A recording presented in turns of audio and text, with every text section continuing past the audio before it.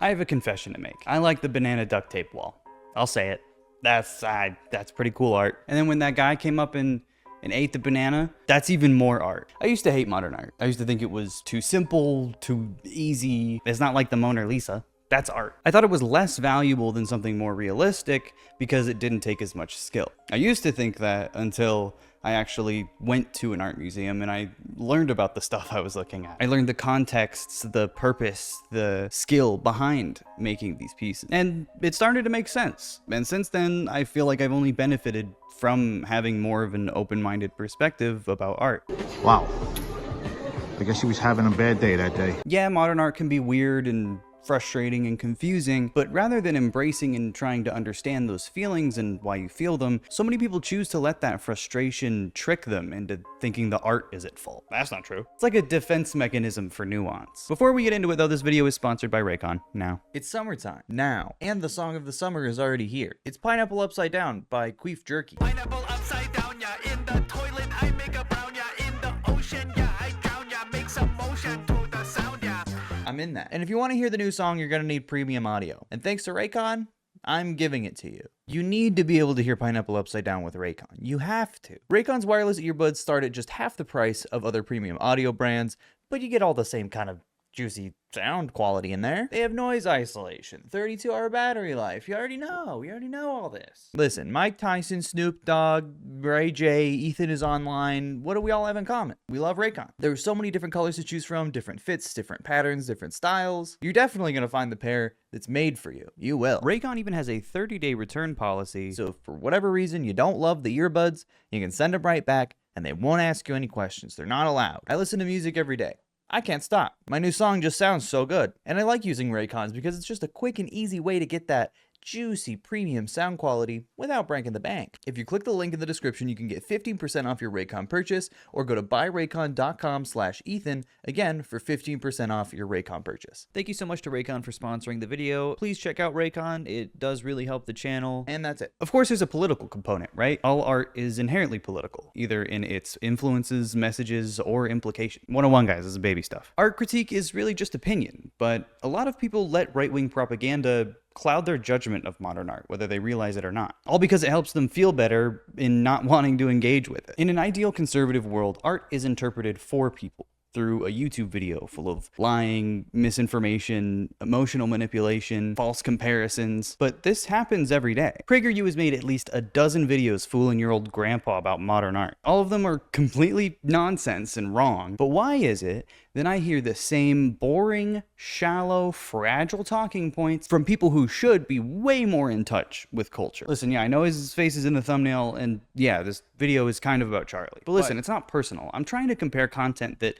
realistically should have nothing in common. Fascist propaganda and gamer streamer should not be saying the same things. The difference is PragerU's content is motivated and has an agenda. Charlie is just being a useful idiot for that agenda, with peace and love. I know it's not on purpose. Charlie doesn't watch PragerU for his art analysis content. He probably didn't even get the talking points from them, but they're still saying the same thing. Charlie's just an average guy with an average brain in his head. Florida average, but average. But it's uncanny how similar normal average guy language can be to politically motivated propaganda. Content that we all know is dishonest. Listen, it's nothing personal. It's nothing against Charlie. I've met him before. He's very nice. I just don't know why he's like this. Okay, first things first. Why is modern art so bad by PragerU from 8 years ago? You know, like a painting. We're laying down the foundation of what I'm going to be talking about. And since this video is made to target fatherless teenagers, Robert Florczak is here to help us all think. From Leonardo to Rembrandt to Bierstadt,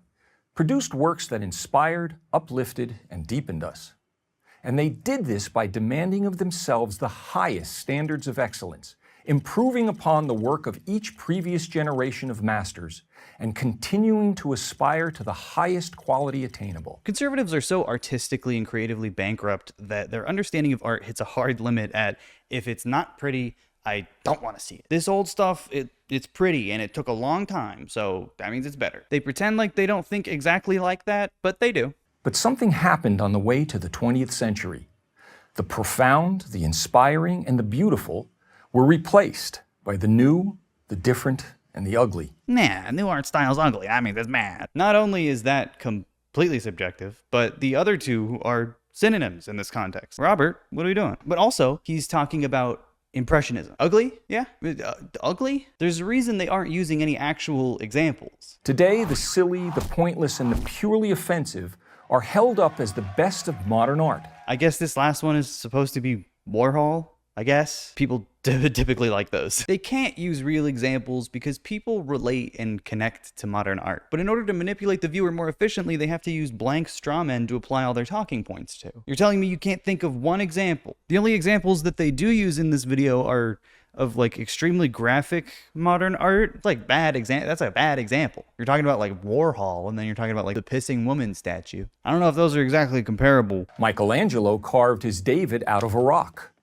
The Los Angeles County Museum of Art just offers us a rock. A rock. All 340 tons of it. That's how far standards have fallen. Again, more deceptive language, more lying by omission. We all know Michelangelo and his classic rock, but weird that he left the artist out of the second one, right? That's just the LA County Museum of Arts' rock. It's actually called Levitated Mass, if you even care. It's by Michael Heiser. I've seen it in person, and it's really cool. What Robert Florczak leaves out of this video is the actual experience of this sculpture. It's not just a rock that you look at like other sculptures. It's a sculpture that you walk under. Standing directly beneath tens of thousands of pounds of rock, older than anything around it, suspended just enough by these small brackets. That is art. It's easy to dismiss this sculpture when you've never seen it in person. Most physical art, especially sculpture, was never meant to be looked at on a fucking screen. It's like watching the theater bootleg recording of half of a movie.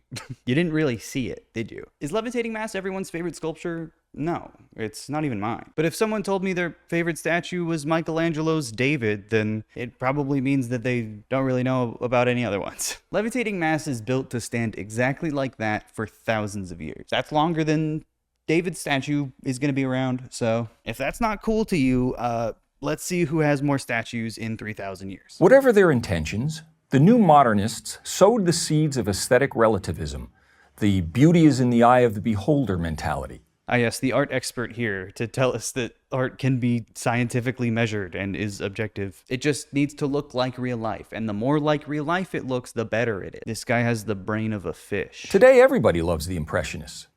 And as with most revolutions, the first generation or so produced work of genuine merit. Monet, Renoir, and Degas still maintained elements of disciplined design and execution. So much like a disappointed father, Robert Florczak says that Impressionism it's alright, I guess. I'll give it a pass because it still looks like the boring paintings I like. But with each new generation, standards declined until there were no standards. All that was left was personal expression. I don't really have anything to say other than this is just a fake graph that means nothing. Oh, God forbid art be reflective of an artist's personality and life experience, emotions. I would hate that. This sort of gives the game away for Robert. What he's telling us is that art for him is basically another way to look at pretty pictures of people in mountains, which is great. Look at all the pretty people in mountains you want. But to imply that modern art is inferior because it doesn't meet the extremely restrictive guidelines that Robert specifically and arbitrarily has, I mean, that's pretentious. So because this PragerU video is formatted like a middle school persuasive essay, this is the counter argument paragraph. In this segment, Robert says that art can be objectively measured by looking at it. The great art historian Jacob Rosenberg wrote that quality in art is not merely a matter of personal opinion, but to a high degree objectively traceable. But the idea of a universal standard of quality in art is now usually met with strong resistance, if not open ridicule. How can art be objectively measured? I'm challenged. In responding, I simply point to the artistic results produced by universal standards compared to what is produced by relativism. His first example is Birth of Venus, which I don't know about that one. I don't get it. Waves don't even look like that. What is this supposed to be? The Birth of Venus is a masterwork, don't get me wrong, and it is a huge painting. But it is not the piece that Robert wants to bring out when we're talking about artistic objectivity. Compositionally, a little crowded, very flat. The anatomy is stiff and dull, just like the colors, which is a product of its time, but It is still the way it is. But I, unlike Robert, can find value and appreciate art that I think is really boring and sucks. Odilon Ridon painted his own version of The Birth of Venus in 1912, and while it's hard to compare because they're two completely different works, I mean, this is so much better. It's got style and flavor and emotion. It's a great piece. But unfortunately, like Robert says, Without aesthetic standards, we have no way to determine quality or inferiority. which is the same as saying, I'm a little baby, and I need people to tell me if art is good or not. Inferiority is an interesting choice of words as well, because that implies that the only purpose of aesthetic standards would be to gatekeep art. If it's not good enough for Robert, it's not good enough for the galleries. Here's a test I give my graduate students, all talented and well-educated. Please analyze this Jackson Pollock painting and explain why it is good. Explain why this Pollock painting is good? If I was an art student in grad school and Robert Florczak brought out this fucking shit-stained toilet paper or whatever this is and told me to tell him why it's good, dude, just ask for a college refund at that point. A college refund? They do that. It is only after they give very eloquent answers that I inform them that the painting is actually a close-up of my studio apron. I don't blame them. I would probably have done the same, since it's nearly impossible to differentiate between the two. No, yeah, it is possible to differentiate between the two. You just have to use your eyes. Robert Florczak wants to flatter himself in saying that he accidentally creates Pollock pieces all the time. Oh no, just a little Pollock on my apron. But if you know even a little bit about Pollock, then you would know that this looks nothing like it. I'll talk more about Pollock later, though. And who will determine quality is another challenge I'm given. If we are to be intellectually honest, we all know of situations where professional expertise is acknowledged and depended upon. Yeah, I'm pretty sure Robert Florczak wants to be the guy who determines quality. Or maybe his son, Philly Florczak. Take figure skating in the Olympics, where artistic excellence is judged by experts in the field. Surely we would flinch at the contestant who indiscriminately threw himself across the ice and demanded that his routine be accepted as being as worthy of value as that of the most disciplined skater. Figure skating is a complete non sequitur, and funny that he even tried. If we have to use examples that aren't real to prove points about real stuff, maybe we should reevaluate a little. If you're wondering, Robert Florczak does not bring up a single actual example of modern art for the rest of the video, just a bunch of poop-related stuff that he made up. Robert does have a solution for you, though, if you're really frustrated about the modern art problem. His call to action paragraph at the end tells you to patronize the right kind of art galleries and buy the right kind of artwork at the galleries. By the art we patronize at museums or purchase at galleries, we can make our opinions not only known but felt. An art gallery, after all, is a business like any other. What won't sell won't get made. That is, like, not even how the world works. Robert ends the video with a quick jab at Robert Rauschenberg's 3-panel white painting. Let's celebrate what we know is good and ignore what we know is not. By the way, the white background you see behind me is not simply a white graphic backdrop. It is a pure white painting by noted artist Robert Rauschenberg. He doesn't really say anything about it other than, can you believe it's white? Yeah, no, I see it, Robert. This isn't a blank canvas, as many conservatives will lead you to believe. This is actually a canvas painted perfectly white. 3 of them, painted so meticulously that you can't even see the brushstrokes, which on its own is impressive. There are multiple versions of the Rauschenberg white paintings, but the 3-panel one is definitely my favorite. And they're all really big too, much bigger than what Robert suggests in his video. I feel like any artist who's ever painted before should be impressed by these. If you've ever seen them in person, they're pristine. And that's not even talking about like any like meaning or symbolism, that's just technically impressive. Not liking art like this is a choice, and it's a choice that people should be able to make with all of the context available. Robert is presenting these pieces and robbing the context from you, while pretending to inform. 6 months ago, PragerU posted another certified Florczak classic, Why is Classical Art So Good? In it, he claims that art history has been muddled by the humanities and social sciences, and that social significance in political messaging in art was only ever added by academics, not artists. Art is a matter of personal taste. There's no such thing as great art or bad art. Where do these assumptions come from? For the most part, they are the result of art histories written and taught over the last century, not by artists, but by those in the humanities and social sciences. Not having an artist's point of view or experience, let alone artistic talent, These authors and teachers have therefore framed art in the only language they understand, meaning and social significance. Artists don't think like that at all. They only care about making it look real. When a visual medium becomes more about what it means and less about its pure visual experience, it might succeed as, say, journalism or social commentary, but it has failed as art. God, glad to see that Robert is still just as dumb 8 years later. In a great oil painting by the 17th century Dutch master Vermeer, the quality is there in the controlled balance of its composition, the harmony of its color, the masterful hand-eye coordination of its brushwork. So many masterpieces were only ever made because they were commissioned. Like, that's how the great artists survived. That was their thing. It's not like the Sistine Chapel happened because Michelangelo was bored after all the pizza he was eating. Michelangelo. But regardless, the constant masterpiece comparisons never stop with fake art critiques like this. Robert claims that art is a visual medium and how it looks matters more than anything else. The great artists of the past didn't care one whit about reflecting their times. They cared primarily about creating art that looked good. Art, by definition, is a visual medium. Therefore, its meaning and ability to make you think are secondary to how it looks. That's really stupid. Because art is a visual medium, it can convey things that are indirect through a visual format, right? I feel like that makes more sense than whatever the fuck he just said. Like a visual metaphor almost, you know? It's like saying words can't mean other things other than just what the word says. But also to make a broader point, art isn't a medium. Painting is, drawing is, charcoal is. Those are visual media, but art is not a medium. Art is much more broad than that. But this guy doesn't really care about that stuff because he's stupid. That's the summary of this video, basically. I mean, that's the synopsis of the video. Robert doesn't know the difference between painting and art, so he keeps saying art when he means painting. And he's still wrong. Robert does clarify he's not talking about realism, he's just saying it has to look good. Great art need not even look realistic to be great.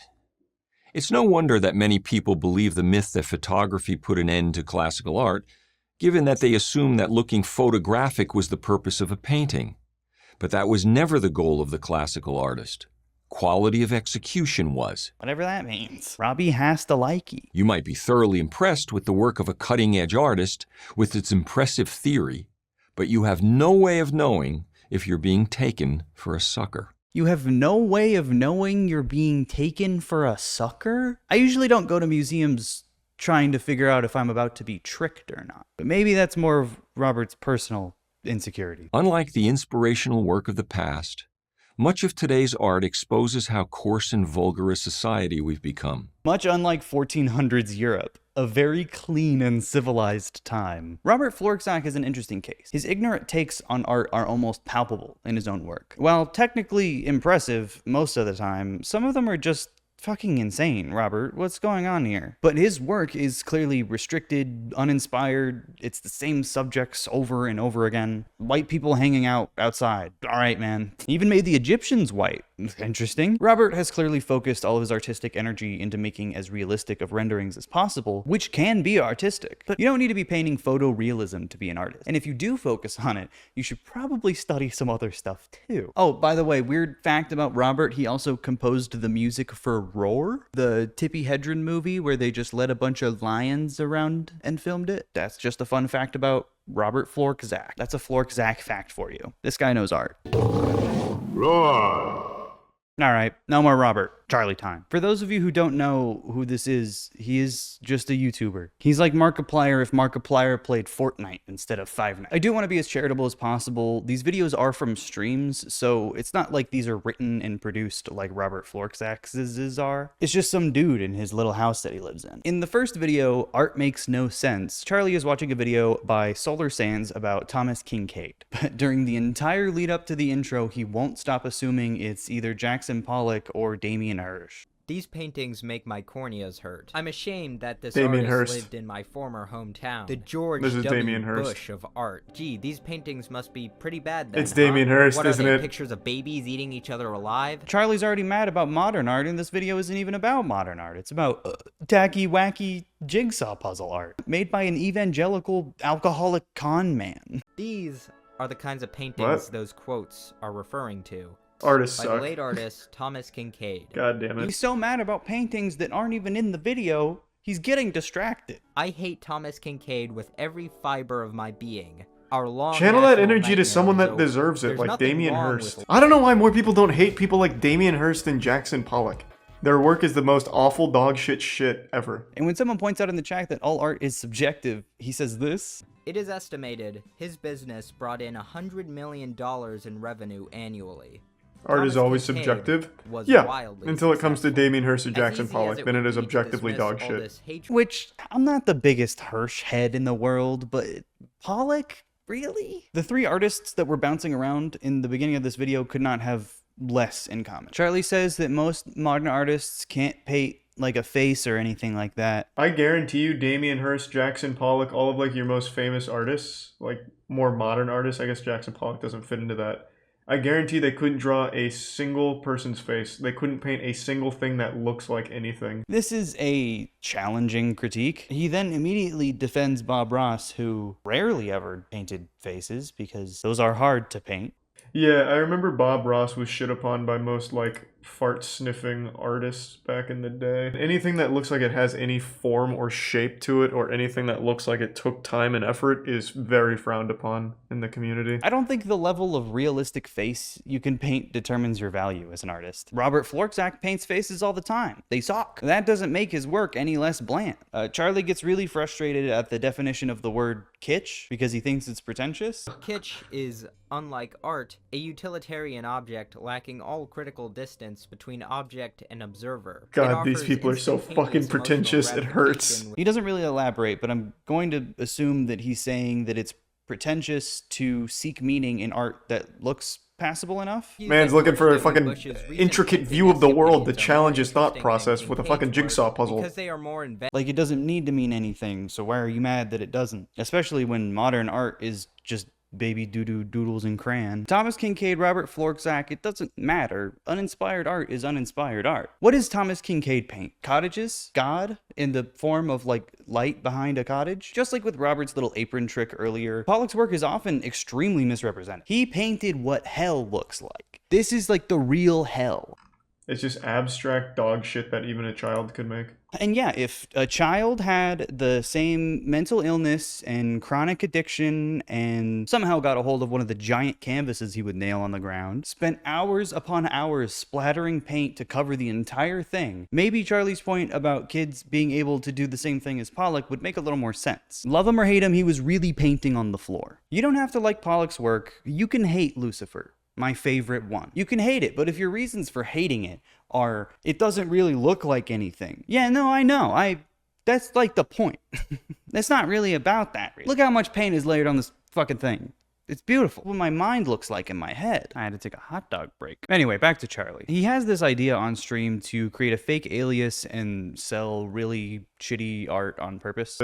I thought it would be a really interesting idea if I did like some dog shitty Damien Hirst, Jackson Pollock style art under a pseudonym, and then just had like a really wealthy person I know buy it for an absurd amount and I just give the money back, obviously, but making headlines. Which a lot of people have already done. PragerU actually did a really, really lazy version. And we're gonna watch that now. Don't blame me, blame Charlie. I didn't want to watch any more of these. Why modern art is so bad with Will Witt. Oh, Will Witt moment. Classic Will Witt, the intern from PragerU that looks like he's got nothing going on in his head. He, Dennis, a 2-year-old and a 5-year-old made a bunch of paintings and he tried to get people to look at them on the street. Will is trying to trick people in public. But the first thing you will notice about all of these paintings is that they all look like ass. Oh, I could make that. Oh yeah, can you? This is what you made. Every time someone says modern art is like lazy and anyone can do it, I think back to these paintings. The video very quickly derails and it becomes less about trying to compare their art to modern art and instead about trying to make people look stupid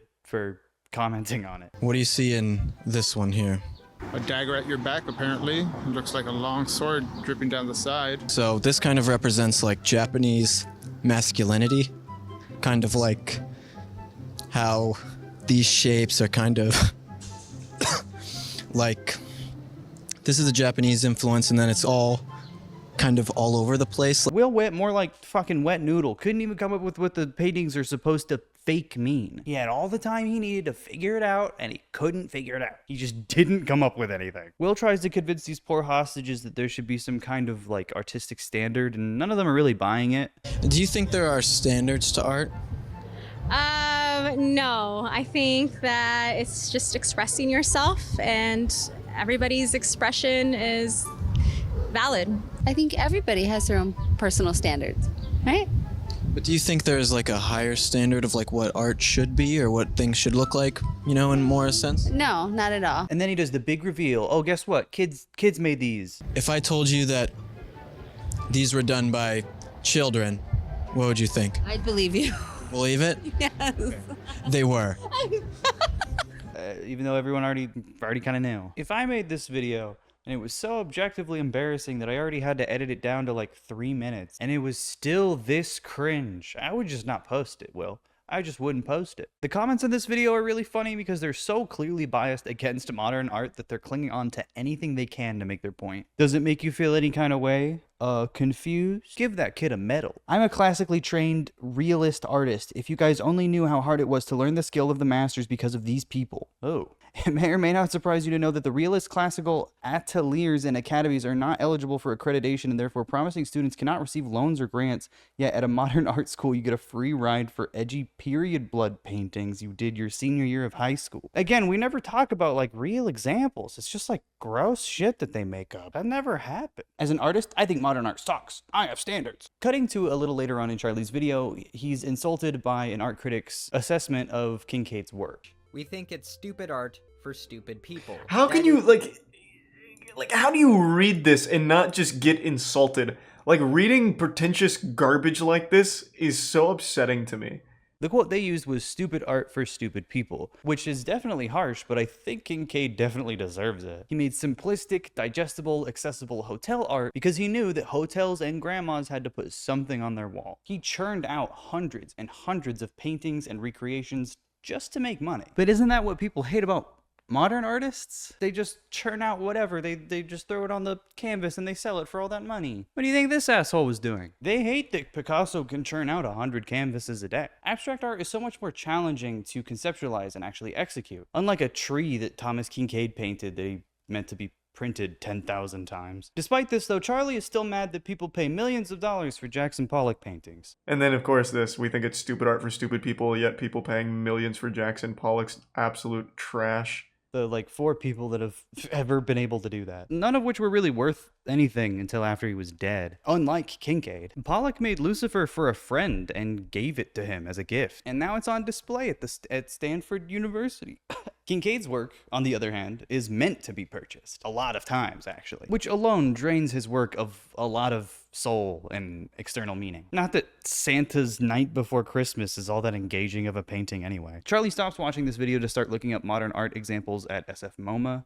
I am curious, what gets seen in high-class museums now? I'm pretty sure all of it is that super trash thing like a banana taped to a wall or like Banksy's balloon picture, stuff like that. Let me see. Well, I mean, even on just their homepage, like their art collection here is kind of ass. I think it's good to show kids stuff like this. I mean, yeah, looking at like a picture of 70% of this 3-panel painting, maybe not my favorite. But also, SF MoMA is full of tacky lame shit anyway. It is a 7-story museum. It has everything for everyone. That's kind of their thing. If you get a chance to go, you really should. It's a great experience, and it helped change my mind a lot about modern art. I think it would even change someone like Charlie's mind if he actually gave it a fair shot. But anyway, he moves on to some random website called contemporaryart.com, but instead of actually engaging with it or talking about what he does or doesn't like about it, he just dances around it and uses it as an example to say that all modern art is bad.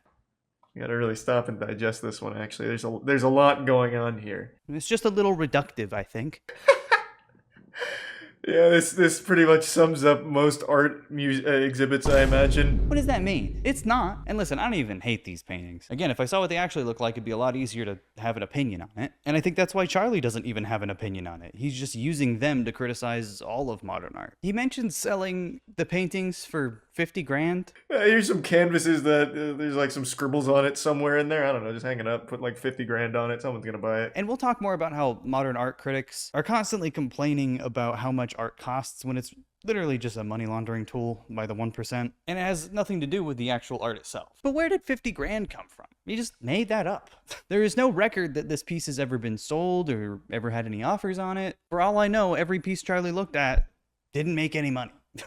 I mean, the next exhibit is just a bunch of boxes in a synagogue. Like, that is explicitly something to experience, not something to own. And I think that's an even better version of art. The only thing though is Charlie never actually looked at what it was. He just saw a picture of boxes and didn't investigate any further. He's just looking at a picture of it. I don't think he knows what the whole thing is. And so he starts joking about what the piece could possibly be about, what crazy meaning that is going to be attributed to it.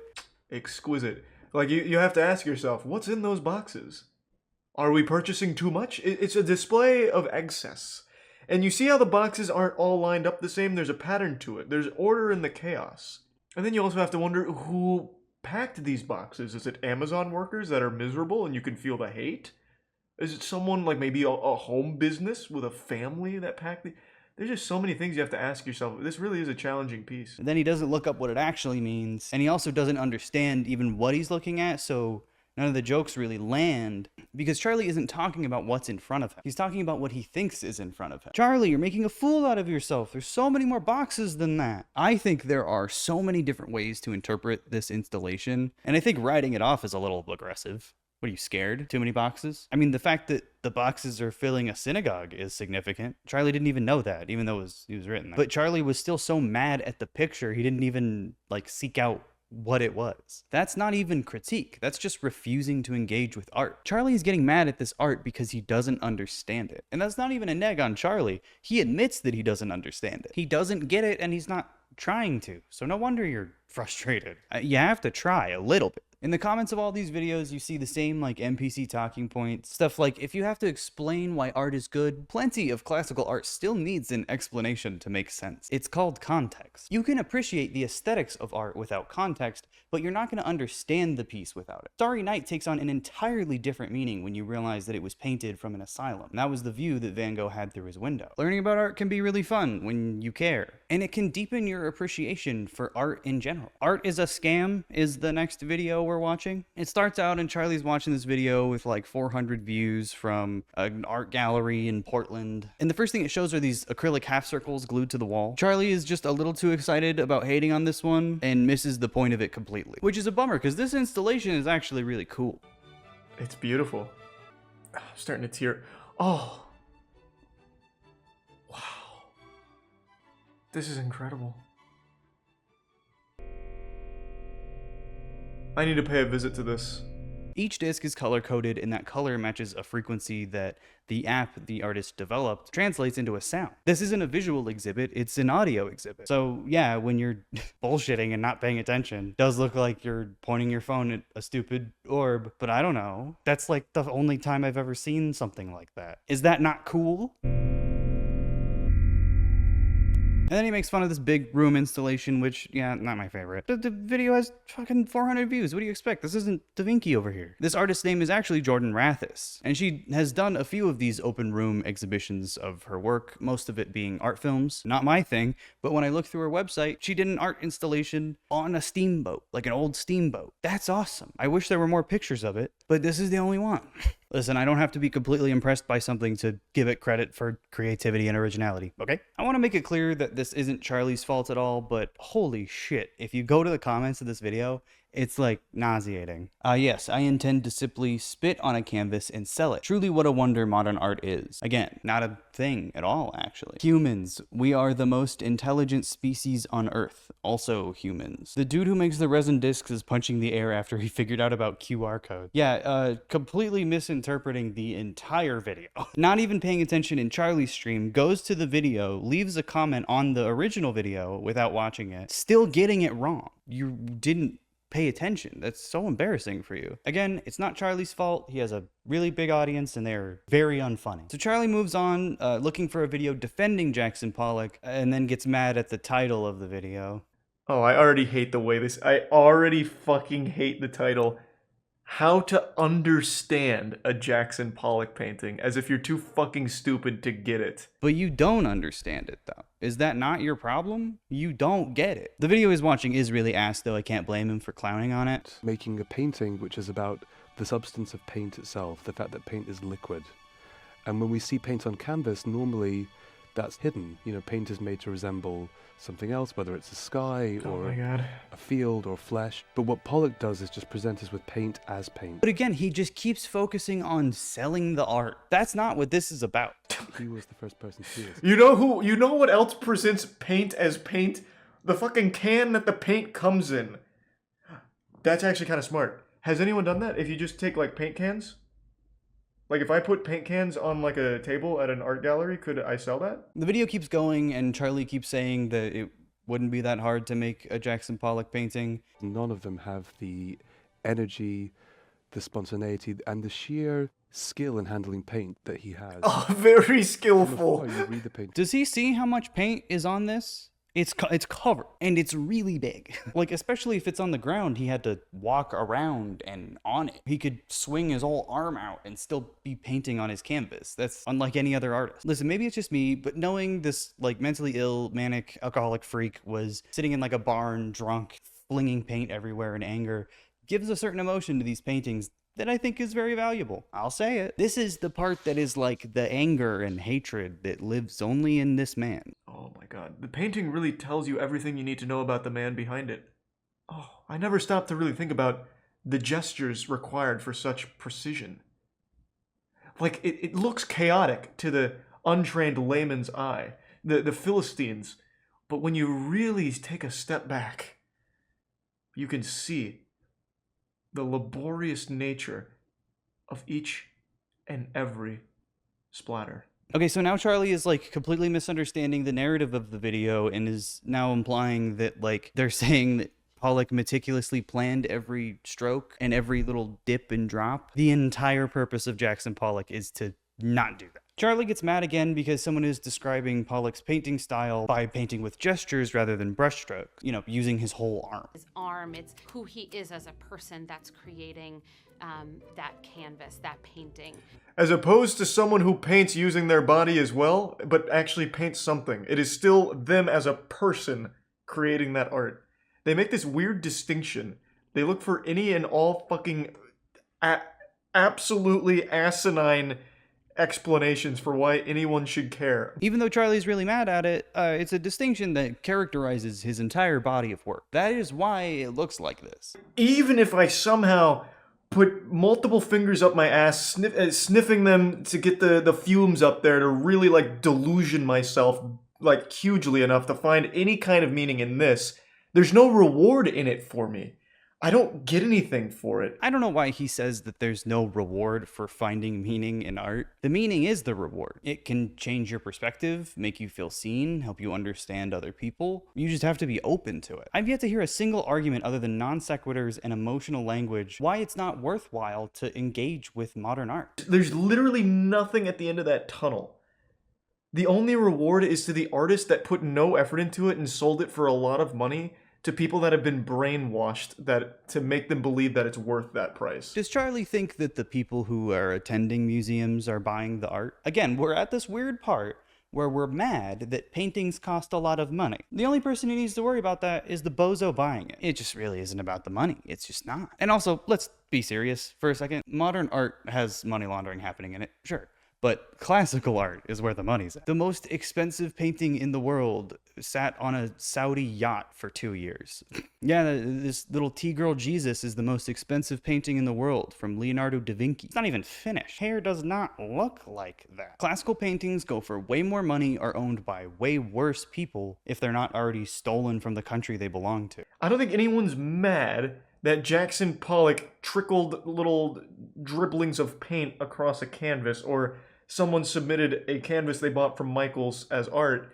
They're mad about the price that it sells for and the people that defend it. It's never really the piece itself. So I guess Charlie's biggest problems with modern art are the price it's sold for and the people who defend it, even though he said in the last video that no one defends modern art. Modern art is one of the most bafflingly outrageous things to me. And the thing is, I never see anyone defend it. I literally never see anybody online defend it that isn't also laundering money with art themselves. Like, it blows my fucking mind. The people, whatever, art people are freaks. But I don't think he knows anyone in real life who likes modern art. I don't think he knows any gay people. And again, the price it sells for is irrelevant. Doesn't reflect on the art at all. It's not a dictation of quality. And the only people paying for it are rich freaks with more money than they need. I would much rather have the money go to a museum where they actually spend it on public education. Some nonprofit museums do college grants. It's not really a bad thing when art is sold, generally. But what I find so funny is that Charlie never actually brings up an example of art that sells for too much. He just keeps making up examples. Like, we looked at Diana earlier, which was a potted plant that was store-bought and put on a shelf. And that was the art. I'm not mad about that. I think that's fucking great. I think that's a wonderful joke. But if I heard that sold for $100,000, that would be upsetting to me. Okay, 100K actually. If it's such a horrible problem that is so frustrating that you start the video mad about it, why are there no examples? I think Charlie has been misinformed about modern art. He said Jackson Pollock a bunch, but it's not exactly a fair example using one of the most well-known artists in America. No shit he's gonna sell for a lot. He's not even making the money. He's dead. I don't think there's anything anyone could ever say or any explanation for any of this that would ever actually change my mind on the interpretation of empty canvas work and splatter paintings. It is all trash. If nothing changes Charlie's mind, that's fine. I didn't make this video for Charlie, and I doubt he'll see it. Go to a museum. Learn for yourself. Art is subjective, not in a I think this is good and I think this is bad way, but in a way that's unique to everyone. Your appreciation and your taste in art is reflective of your subjective experience, your identity, your personality. These are all factors in observing art. And I think it's far more important to experience and think for yourself rather than letting narratives dictate what you think. I'm going to end this video by telling you about one of my favorite art pieces. It's just a fan, an electric box fan, plugged into the wall in the museum like any other, covered in plexiglass, blowing through just a few holes at the viewer. At first glance, it's just a fan in a room, but the description reads, soon after the death of his lover, Stephen Arabino, from AIDS, Los Angeles conceptual artist Boscovich discovered that Arabino's family had completely cleared out his apartment, including the artist's possessions, save for the electric box fan in this work. An entire person, existence, and relationship had been erased, like so many were during the AIDS crisis. Boscovich encased the fan in plexiglass as a kind of evidence and created cutouts to allow its circulated air to escape and be felt by the viewer, almost like an exhalation. In a sense, restoring Arabino's breath. At least as a facsimile in memoriam, Boscovich makes a tender, broken-hearted gesture towards some form of eternal life.